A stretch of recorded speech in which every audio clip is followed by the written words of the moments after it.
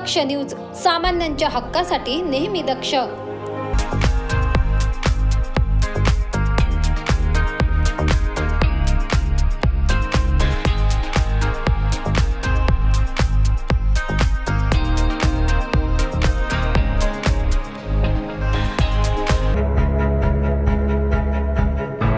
Petrol आणि डिझेलच्या वाढत्या भावाने तुम्ही त्रस्त आहात ना?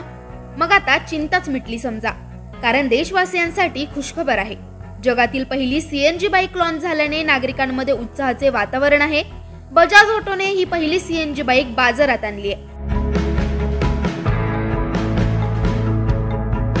केंद्रीय मंत्री नितीन गडकरी यांच्या हस्ते पुण्यामध्ये या बाईकचे लॉन्च करण्यात आले। 125 सीसीची ही सीएनजी बाईक असून सुमारे 70 ते 90 किलोमीटर प्रति किलो ही बाईक धावणार आहे। साधारण 80 ते 90 हजार अशी या बाईकची किंमत आहे।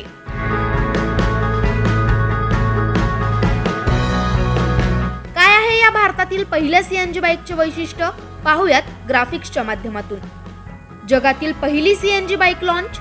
बजाज सीएनजी बाईकला 125 सीसी इंजिन, सुमारे 70 ते 90 प्रति किलोमीटर धावणार। रायडरच्या सीट खाली सीएनजीची टाकी, किंमत सुमारे 80 ते 90 हजारांच्या दरात।